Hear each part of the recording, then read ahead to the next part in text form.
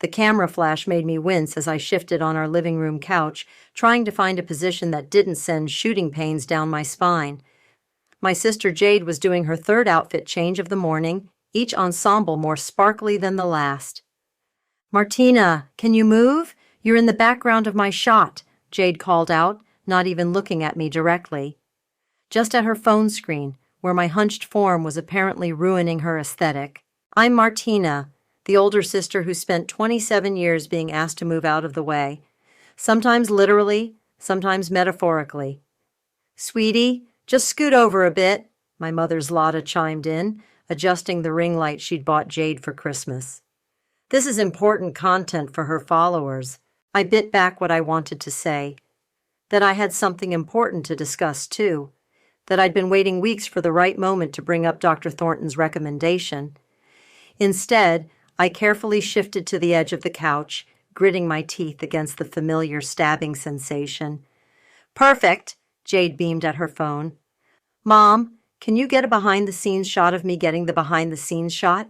It's very meta." I watched them dance around each other with their phones, a choreography I'd seen 1,000 times. My father Robert sat in his armchair, absorbed in his tablet, occasionally nodding when Zlata showed him something. "Actually," I cleared my throat, "I needed to talk to everyone about something, when you have a minute." "Is it urgent?" Zlata asked, still focused on her screen. "Jade's got a sponsored post due by noon." "Kind of, yes." I straightened up, ignoring the protest from my vertebrae. "It's about the education fund." That got their attention. Jade lowered her phone. Robert looked up from his tablet. "Dr. Thornton says there's a new surgical procedure," I continued quickly, pulling out the folder I'd prepared. "It could significantly reduce the pain, maybe even let me work full-time. The success rates are really promising and—" "Oh, honey," Zlata interrupted, her voice dripping with false sympathy. "We actually need to discuss something about that fund." My stomach dropped. I knew that tone. "Jade's follower count hit 100K last week," she continued, beaming at my sister. "We've been talking to some industry experts, and with the right investment in equipment, coaching, and PR—" "Wait," I cut in, my hands trembling slightly. "The fund, my portion of it, you're not suggesting—" "Jade needs it now, Martina," Zlata said firmly. "She's blowing up. She could be a star. This is her moment." I stared at them, waiting for someone, anyone, to say they were joking. Robert shifted uncomfortably, but said nothing. Jade examined her manicure. "But the surgery?" My voice cracked. "This could change my life. I've been saving too. I just need—" "Maybe work harder?" Jade suggested, her tone dripping with faux helpfulness. "I mean, you're always talking about that boring data job. If you put as much effort into, like, personal branding—" "Jade," Robert warned quietly, but it was too late. "I've worked every day I physically could," I said, my voice barely a whisper. "Through the pain, through the medications, through every doctor saying it might never get better, and now there's a chance it could, and you're giving my surgery money to fund Instagram posts?" "They're not just posts," Zlata snapped.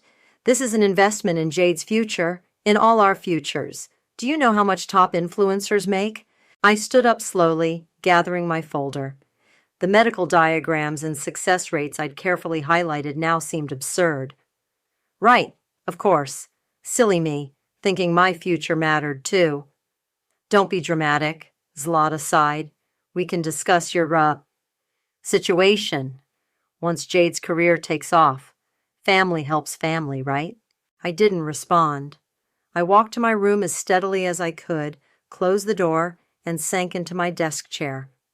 My laptop was still open to my email, and there it was. The message I'd been too afraid to hope about, the one I hadn't told anyone about. Subject: Application Status Update, Heart Fellowship Medical Grant. My cursor hovered over it. I'd applied months ago, knowing it was a long shot, knowing the competition would be fierce, knowing I probably didn't stand a chance. I clicked. "Dear Ms. Taylor, we are pleased to inform you." My hands started shaking again, but for a very different reason.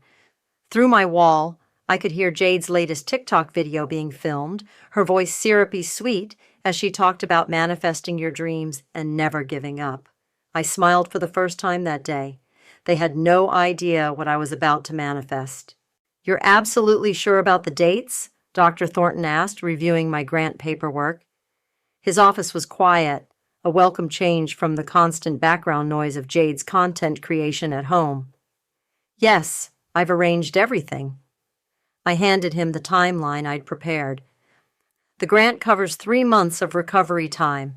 I told my family I'm attending a career development retreat center that offers temporary housing." He raised an eyebrow. "And they didn't question that? They didn't even ask where it was?" I tried to keep the bitterness from my voice. "Jade's launching her summer merchandise line. They're preoccupied." Dr. Thornton leaned back in his chair, studying me. "Martina, I've been your doctor for 15 years. I've watched you sacrifice your comfort for others countless times, but this surgery, it's major. You'll need support during recovery. I've arranged for a home health aide through the grant," I said, "and found a shared apartment near the hospital. I've thought this through." A memory flickered, me at 12, holding Jade's hand through her first dance recital jitters, despite my back screaming in pain. Mom photographing her every move while I stood in the wings, always in the wings. "Remember when I first suggested this surgery?" Dr. Thornton's voice pulled me back. "You said you needed to wait until your family was ready. What changed?" "They showed me they'll never be ready." I met his eyes. "So I'm done waiting." He nodded slowly, then began typing on his computer. "I'm scheduling you for next Thursday. Any questions about the pre-op instructions?" "Just one." I pulled out my phone. "What's the hospital's Wi-Fi password? I need to make sure I can send one last message before going under." The next week passed in a blur of secret preparations. I packed light, some clothes, my laptop, essential documents, the bare minimum to start over.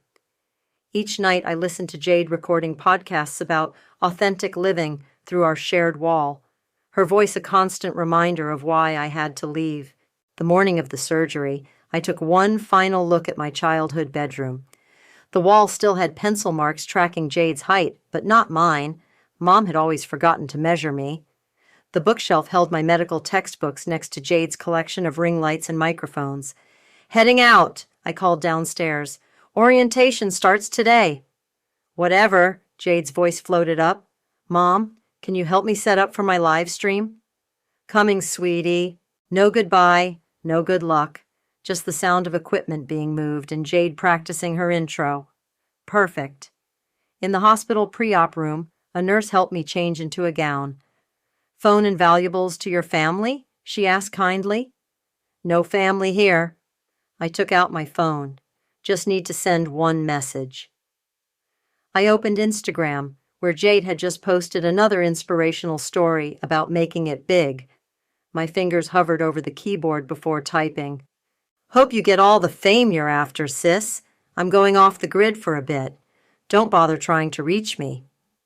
I hit send, then turned off my phone before she could reply. Dr. Thornton appeared in the doorway. "Ready?" he asked. I thought about all the times I'd dimmed my light to let Jade shine. All the times I'd swallowed my pain so Mom wouldn't have to acknowledge it. All the times Dad had looked away instead of standing up for me. "More than ready," I said, lying back as the anesthesiologist approached. "Time to rewrite this story."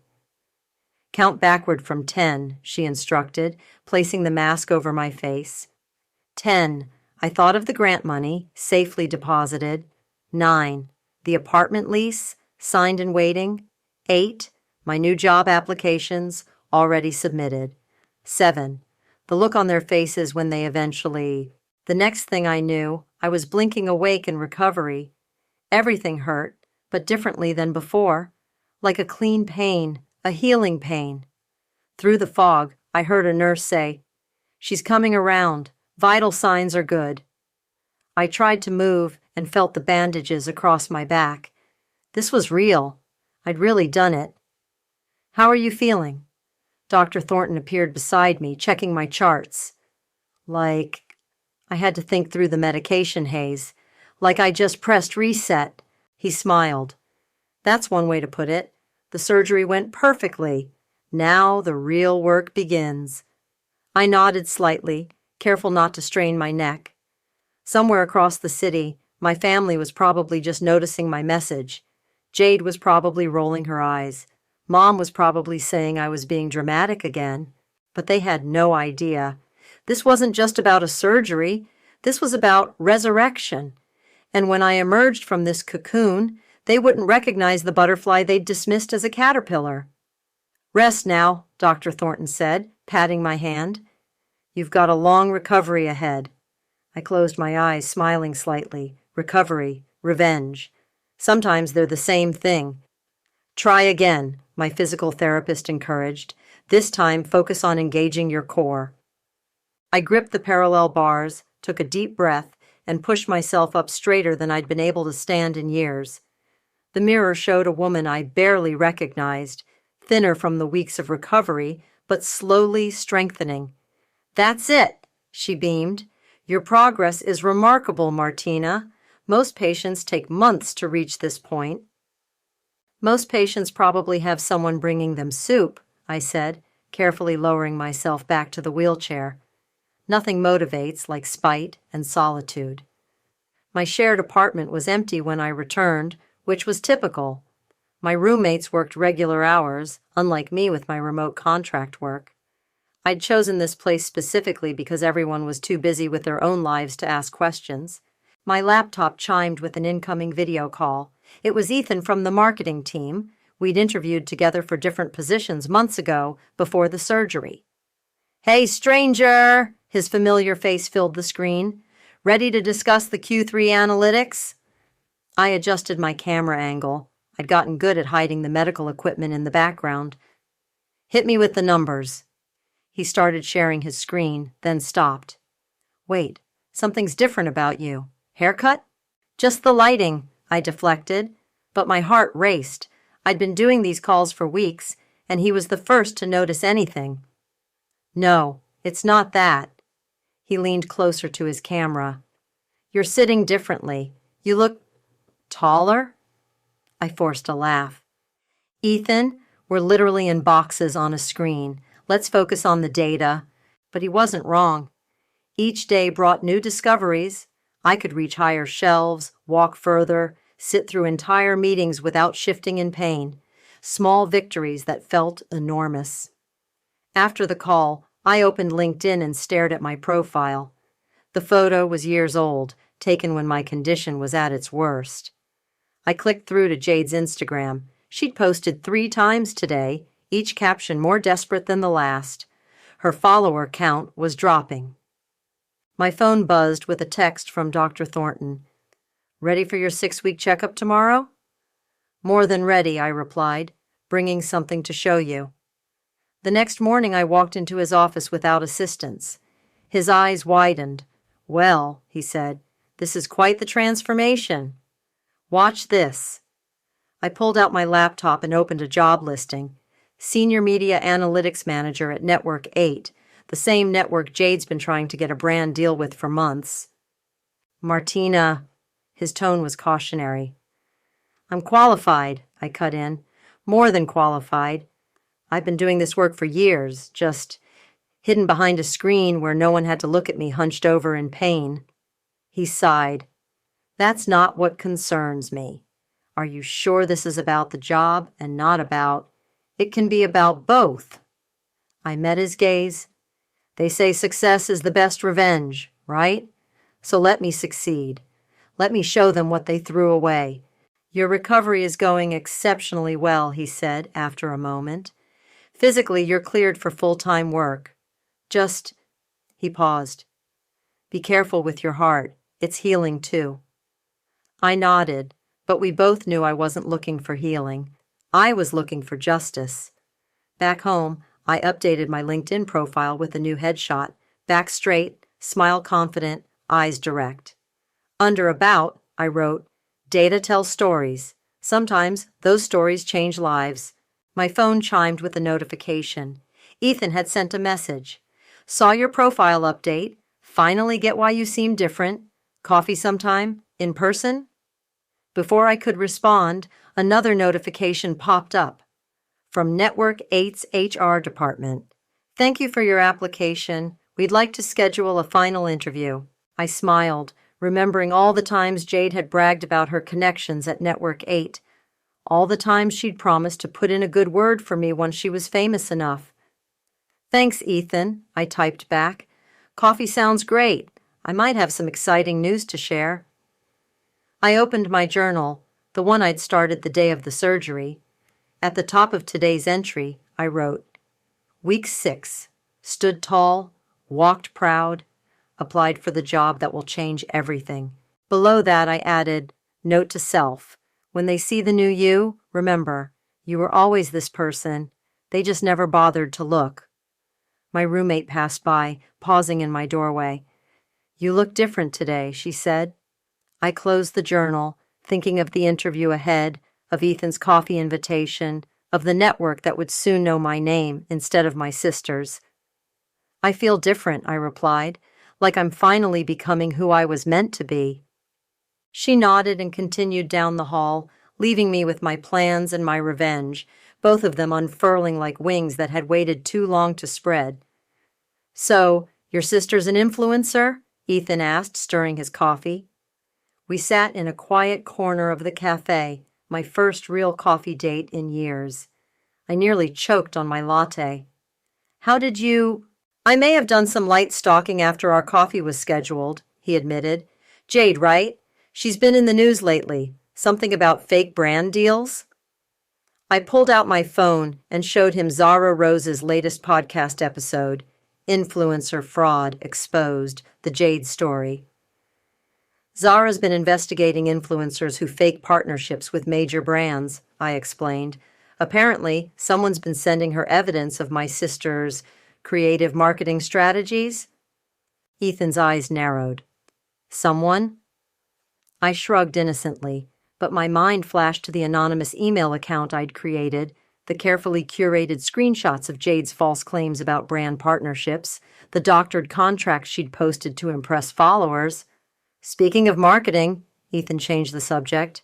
How did the Network 8 interview go? Final round next week. I sat up straighter, still marveling at how easily I could do that now. They want me to present a social media analytics strategy. That's amazing, though. He hesitated. Won't it be weird, working for the network your sister's been trying to partner with? Only if she finds out. I stirred my coffee. Besides, she's got bigger problems now. My phone buzzed, a news notification. Rising influencer Jade faces backlash over alleged sponsorship scams. Ethan read over my shoulder. Ouch, that's going to leave a mark. Karma usually does, I murmured. Later that evening, I sat at my desk, finalizing my presentation for Network 8. My phone kept lighting up with notifications as Jade's scandal spread. She'd lost 10,000 followers in the past hour alone. A new email arrived from Zara Rose. Thanks for the tips. There's more to this story, isn't there? DM me if you want to talk. I archived it without replying. Let Zara do the heavy lifting. My hands needed to stay clean. My laptop chimed with a message from Network 8's HR. Due to recent developments, we're expediting our hiring process. Can you present tomorrow? I knew what recent developments meant. They were distancing themselves from Jade's mess, and fast. Absolutely, Amparshaz, I replied. What time? As I practiced my presentation, another memory surfaced. Jade screaming at me last Christmas. You're just jealous because I'm actually doing something with my life. My phone rang. Ethan. Have you seen the latest? He asked without preamble. Your sister's biggest sponsor just dropped her. It's trending. I'm presenting at Network 8 tomorrow, I said, instead of responding. Want to get dinner after, either to celebrate or commiserate? Both, he said. Either way, I'm betting you'll knock them dead. The next morning, I stood before Network 8's marketing team, my back straight, my voice steady. The surgery scars had faded to thin lines, hidden beneath my blazer. Social media isn't just about followers, I explained, clicking to my final slide. It's about authenticity, trust, real engagement. When those elements are fabricated, I let the sentence hang meaningfully. The CMO leaned forward. Given recent events, your perspective on influencer authenticity is particularly relevant. How would you handle cases of misrepresentation? I smiled, thinking of Jade's tearful Instagram story from this morning. By focusing on data, numbers don't lie, even when people do. 2 hours later, I sat in my apartment, staring at the offer letter in my inbox. Director of Social Media Analytics, a position 3 levels above what I'd initially applied for. My phone buzzed with a text from my mother, the first in months. Have you heard from Jade? She's not answering her phone. I ignored it and opened LinkedIn instead. Time to make my new role public. As I crafted the announcement, another notification popped up. Zara had released a new podcast episode, The Real Cost of Fake Fame, Jade's Empire Crumbles. I pressed play, smiling as Zara's voice filled my room. In an industry built on authenticity, nothing stays hidden forever. Today, we explore how one influencer's house of cards came tumbling down. My phone buzzed again. Ethan. Dinner still on? Found a great place. Great lighting, in case you want to document your victory. I laughed at his gentle mockery of influencer culture. Perfect, but no photos. Some of us prefer to succeed quietly. I hit post on my LinkedIn announcement, imagining Jade's face when she saw it. When she realized that while she'd been staging fake brand deals with Network 8, I'd actually landed a director position there. Sometimes revenge doesn't need to be loud. Sometimes it just needs to be true. I grabbed my keys and headed out to meet Ethan, leaving my phone behind. Let them all scramble and speculate. I had a victory to celebrate, and for once, I didn't need anyone's approval or attention to enjoy it. My LinkedIn post had been live for exactly 6 hours when my mother's name flashed across my phone screen. I let it ring 4 times before answering. Martina, is this some kind of joke? Zlata's voice crackled through the speaker. Someone's using your photos for a fake job announcement. Hello to you too, Mom. I leaned back in my office chair at Network 8, enjoying the view of the city. The post is real, so is the job. But you look different in those photos. Someone must have edited them. No editing needed. Amazing what proper medical care can do.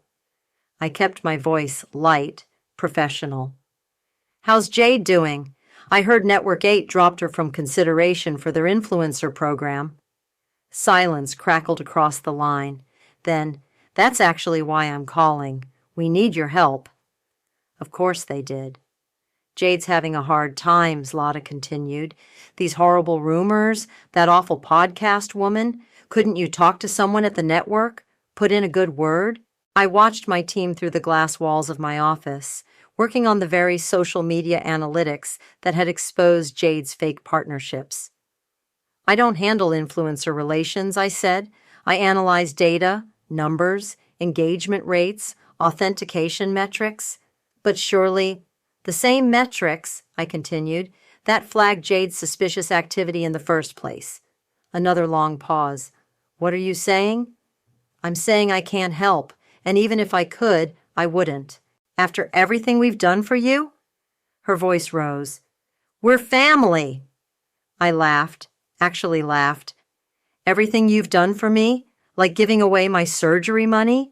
Or never visiting me at the career retreat where I supposedly spent 3 months? You're being dramatic again. No, Mom, I'm being honest, maybe for the first time. I straightened my spine, feeling the smooth movement that still seemed miraculous.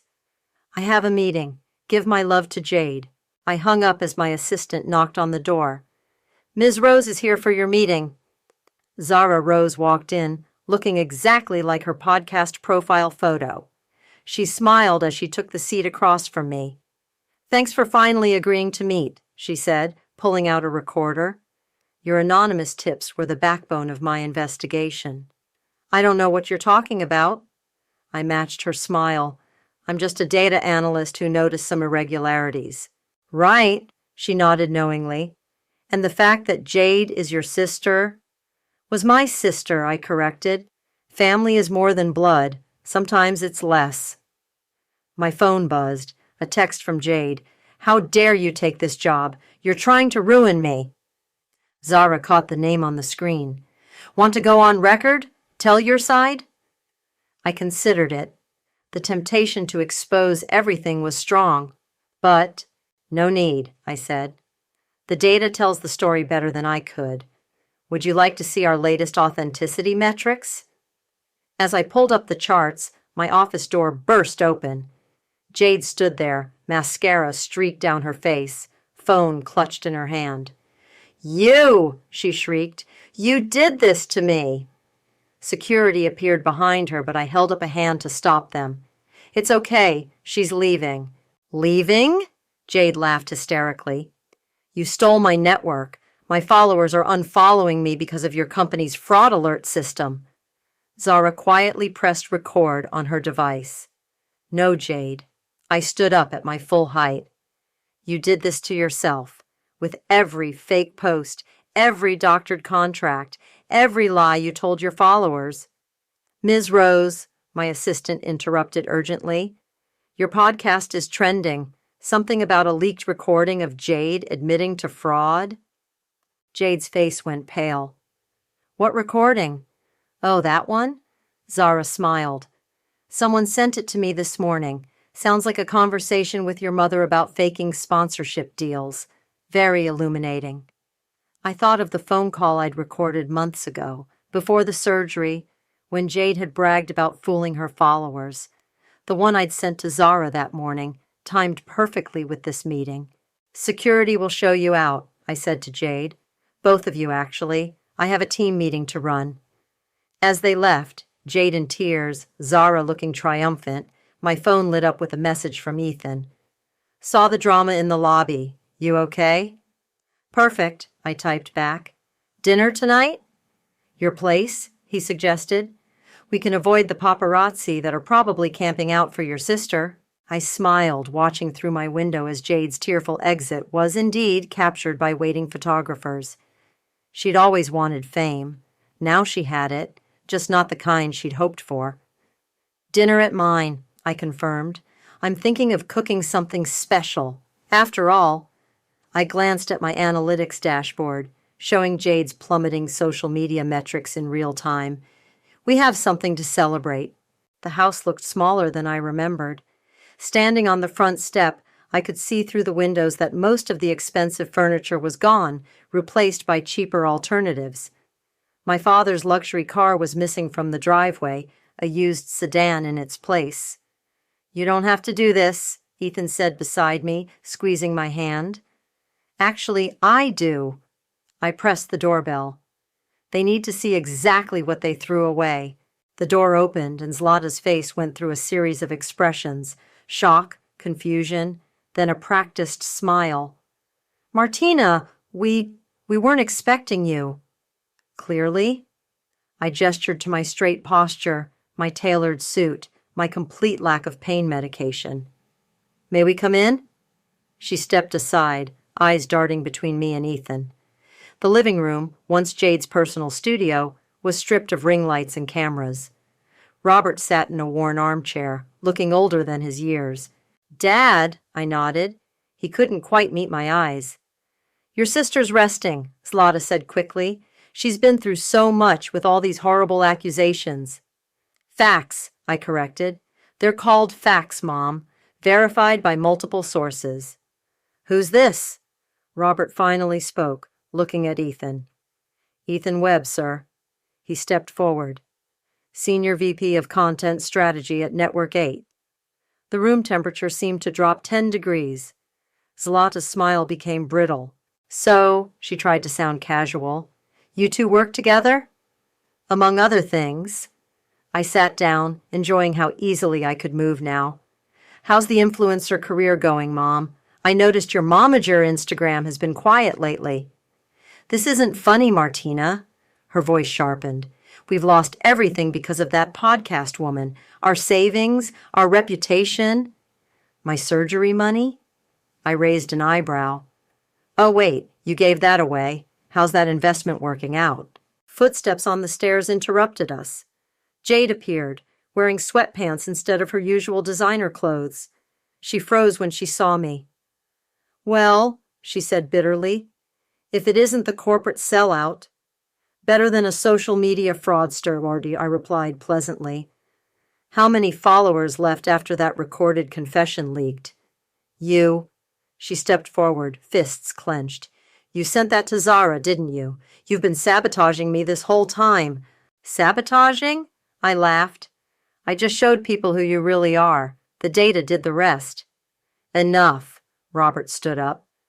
Martina, why are you here? To gloat? No, Dad. I met his gaze steadily. I'm here because you all need to understand something. Remember when you said I wasn't worth investing in? Zlata flinched. We never. You did. Multiple times. In multiple ways. I pulled out my phone, showing them my latest press coverage. But I invested in myself, and look who's standing tall now. While you were busy promoting Jade's fake life, Ethan added, Martina was building a real one. She's the youngest director in Network 8's history. Director, Jade's voice cracked, but I was supposed to be the successful one, the special one. You were never special, I said softly. You were just loud, and now everyone knows it.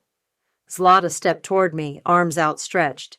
Honey, we can fix this. As a family, maybe you could help Jade rebuild her brand. Stop! My voice cut through the room.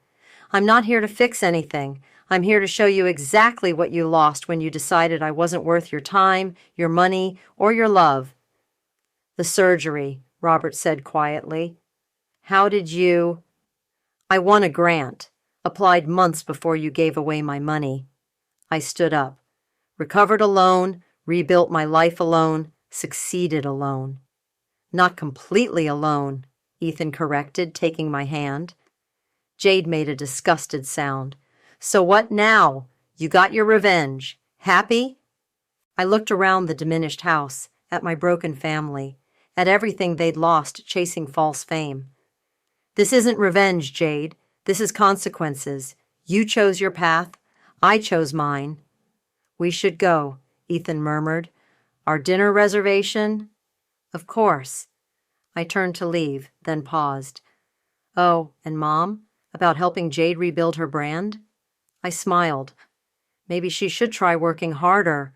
We walked out to Ethan's car, leaving them in their reduced circumstances. Through the window, I could see Jade slump onto the couch, Zlata frozen in place, Robert staring at where I'd been standing. You okay? Ethan asked as we drove away. I watched my childhood home disappear in the side mirror. You know what? For the first time in my life, I really am. Good, he grinned. Because that dinner reservation, it's at the place where they film all those influencer food videos. I laughed, feeling lighter than ever. Perfect, but let's not post about it. Some moments are better lived than shared. The house vanished around the corner, taking with it the last remnants of who I used to be. Ahead lay my future, straight-backed, clear-eyed, and entirely my own. The conference room fell silent as I finished my presentation. On the screen behind me, the final slide showed the devastating impact of influencer fraud on brand trust, with Jade's case study as the centerpiece. Impressive analysis, Martina, our CEO said. Though I have to ask, using your sister's downfall as a case study seems personal. Data isn't personal, I replied, clicking to the metrics. These numbers tell the story themselves. Jade's just one example of a larger industry problem. As the room emptied, my phone buzzed with a notification. Zara had tagged me in a post. Tune in tomorrow. Exclusive interview with the social media whistleblower who exposed one of the biggest influencer fraud cases this year. You're really doing it? Ethan asked, reading over my shoulder. Going public? Time to own my story. I gathered my presentation materials. Besides, Jade's already telling her version on every podcast that'll have her. Back in my office, I found an email from my father. Please call. Your mother's not handling things well. I deleted it just as my assistant rushed in. Ms. Rose is on line 1, and your sister's in the lobby. Which one do you want to handle first? Ethan asked. Neither? I stood up, straightening my jacket. Let's get lunch. But as we headed toward the elevator, Jade stepped out of it. Her designer clothes were gone, replaced by fast fashion basics. Her face, once filtered to perfection for her millions of followers, showed the strain of the past months. Security didn't stop you? I asked mildly. I told them I was here for an influencer vetting meeting. She attempted a smile. Old habits. More lies? I pressed the down button again. Hasn't that gotten you into enough trouble? Mom's in therapy, she blurted out. Dad's working as a ride-share driver. Our house is being foreclosed on. Are you happy now? Ethan touched my arm. I'll grab us a table at Marcel's. Once he'd left, I turned to Jade. What do you want? Help. Her voice cracked. Your interview with Zara tomorrow. Please don't do this. Haven't we lost enough? We? I laughed. There hasn't been a we since you stood in our living room and suggested I work harder while wearing clothes bought with my surgery money. I was wrong. She stepped closer, desperation clear in her eyes. I was entitled and selfish and horrible. But this interview could destroy any chance we have of rebuilding. Your brand? I finished. Your image? Still all about you, isn't it? No! Our family! Tears smeared her mascara. Mom can barely get out of bed. Dad's working 18-hour days. I'm living in a shared room and working at a coffee shop. We've learned our lesson. The elevator arrived with a soft ding. I held the door open. Come with me, I said. In the elevator, Jade kept glancing at my reflection. Your posture, the surgery really worked, didn't it? Life-changing, I agreed. No thanks to any of you. The elevator opened to the lobby, where Ethan waited. His expression hardened when he saw Jade. Marcel's is just around the corner, I told her. Let's talk over lunch. At the restaurant, Jade stared at the menu prices. I can't. Order whatever you want. I smiled. I'm doing well enough to afford lunch for my little sister. Once our food arrived, I pulled out my phone and played a video, one of Jade's old posts about me.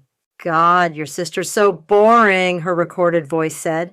Like, imagine choosing data analysis over actual influence. She's just jealous she's not pretty or interesting enough for social media. Jade flinched. I was awful. I know that now. Here's the thing. I set my phone down. Tomorrow's interview isn't about destroying you. It's about telling my story, about how I succeeded despite being told I wasn't worth investing in, about how I healed myself when my family chose clout over care. But people will know. They already know, Jade. Your fraud is public record. I leaned forward. What they don't know is how it felt to be the sister you stepped on to reach higher, the daughter whose medical needs were sacrificed for your ring lights. Ethan reached for my hand under the table as Jade started crying quietly. The interview happens tomorrow, I said firmly. Not for revenge, for truth. For every person who's been told they're not enough. And us? She whispered. What happens to us? I signaled for the check. That depends on you. Real change takes work, Jade. Real success takes integrity. I stood up. Let me know when you're ready for both. Walking back to the office, Ethan squeezed my hand. You okay? I looked back at the restaurant where Jade sat alone, staring at her reflection in the window. I'm ready for tomorrow, I said. Time to tell my story, all of it. The stage lights felt warm as I stood at the TEDx podium, looking out at the packed auditorium. In the front row, Ethan gave me an encouraging nod. Dr. Thornton sat beside him, beaming like a proud father. Success stories usually start with someone believing in you, I began. Mine starts with everyone believing in someone else. The presentation screen behind me showed a split image, my old LinkedIn photo next to my current one. Gasps rippled through the audience at the dramatic transformation. But this isn't a story about physical change, I continued. It's about what happens when you're told you're not worth investing in, and you invest in yourself anyway. From the corner of my eye, I saw movement at the back of the auditorium. Jade slipped in, wearing her coffee shop uniform. She hadn't told me she was coming. My sister was an influencer, I said, watching her find a seat. She built her brand on authenticity while hiding behind filters. I built my career on data, which has no filters, only truth. The audience laughed. I clicked to the next slide, screenshots of Jade's old posts mocking me. When my family chose her social media career over my medical needs, they taught me something valuable. Sometimes the people who should believe in you won't, and that's okay, because success isn't about who believes in you at the beginning. It's about who you become despite them. My phone buzzed in my pocket, probably another message from my mother. She'd been calling daily since Zara's podcast aired, alternating between anger and apologies. I hadn't answered yet. The surgery that changed my life wasn't just about straightening my spine, I continued. It was about standing up for myself, about refusing to be the family footnote any longer. The next slide showed my Network 8 office, my team, my achievements. No filters, no edits, just reality. Today, I run social media analytics for a major network. I can spot a fake narrative before it goes viral. I can trace the data breadcrumbs of manufactured influence, but more importantly, I can stand here and tell you your worth isn't measured in followers, it's measured in truth. As I concluded, the applause was thunderous. During the standing ovation, I saw Jade slip out the back door. Afterward, at the reception, Ethan handed me a glass of champagne. That was incredible. Indeed it was, Dr. Thornton agreed, joining us. Though I notice you didn't mention revenge once. Because it stopped being about revenge, I said, watching the doors. It became about growth, Jade's voice came from behind me. She looked tired from her shift, but present in a way she never had been before. That's what you were going to say, right? I turned to face her. Something like that. Your talk, she said hesitantly. It wasn't what I expected. I thought you'd destroy me completely. You did that yourself, I replied, but without malice. I just told my story. She nodded, fidgeting with her name tag. Mom watched the live stream. She's processing. Dad, too. And you? I asked. How's the coffee shop? Humbling. She managed a small smile. But real. For the first time in my life, I'm earning every dollar honestly. It's different. Ethan squeezed my hand and stepped away with Dr. Thornton, giving us space. I saw your latest post, I said, about starting over. No filters, she confirmed. No sponsors, just me, trying to figure out who I am without the likes. My phone buzzed again. Another text from our mother. This time, I opened it. I'm sorry for everything. When you're ready to talk, I'll listen. They're trying, Jade said, watching me read it. We all are. I pocketed my phone and really looked at my sister, not the influencer she'd been or the barista she was now, but the person she might become.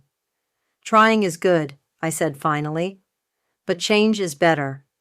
I know. She straightened her uniform. I should get back to work. Just thank you for not making your success about my failure. As she turned to leave, I called after her. Jade, next time you want to get coffee, maybe I'll come to your shop. Her smile was small but genuine. No filters needed. Later that night, curled up with Ethan in our apartment, I scrolled through the reactions to my talk. The hashtag #GRInvestinYourself was trending. Going to call your mom back? He asked softly. I looked at her message again, then at the frame on our wall. My Network 8 acceptance letter next to a photo of Dr. Thornton and me after the surgery. Tomorrow, I decided. Some stories need time to find their ending. And this one? He gestured to our life, our home, our future. I closed my phone and smiled. This one's just beginning.